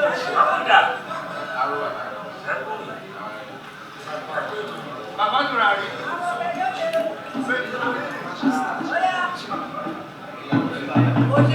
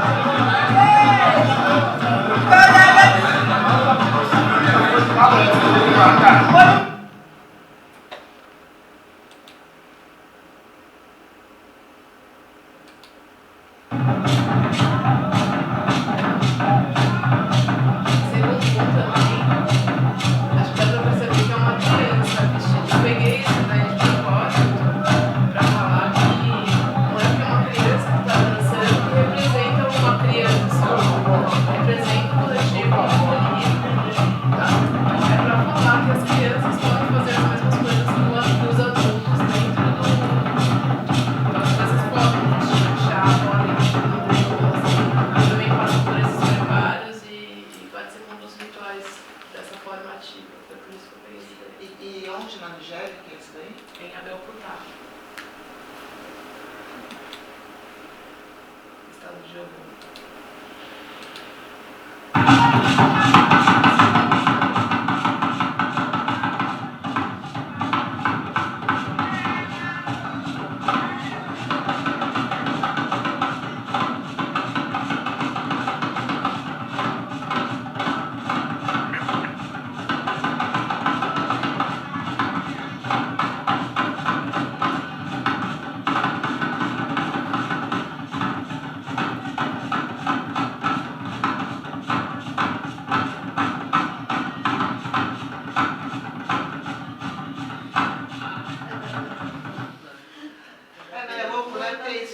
A morte dançando, eu penso na cidade no México, por exemplo, é isso, todo, de 1 a 2 de novembro, você vai para o cemitério e a morte é celebrada, e as caveiras, é tudo muito visível. E aí é isso que te tranquiliza, gente, tipo, não, faz parte. Faz parte. É mais palpável. É mais palpável. É isso, gente. Nossa. A gente poderia ficar, né, anos falando sobre isso. Brigadíssimo, Kenny, brigadíssimo todo mundo que veio no tempo.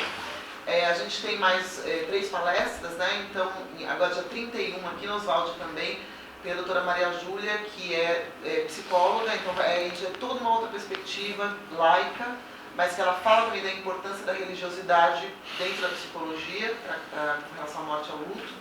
E em agosto, né, Júlia? Em agosto a gente tem a Rabina Fernanda, e a gente tem o Hernan, que é um monge budista. Maravilhoso. E tudo vai estar gravado, só entrar no nosso Instagram, espetáculo Ponto Criatura, vai estar tudo disponibilizado lá, mas venham. Se puderem seguir o espetáculo, porque aí eu já sei que vocês vieram na palestra, e aí vocês ficam sabendo de tudo. Porque isso é muito legal ter os mesmos grupos discutindo toda vez. Porque eles falam, aquele dia, quando ele me falou, porque aquele dia... Porque é isso, né, gente? No fundo, todos nós estamos tentando ter uma boa morte. Né? E uma boa vida. Uma boa vida para ter uma boa morte. Muitíssimo obrigada pela presença de todos. Obrigada. Obrigada.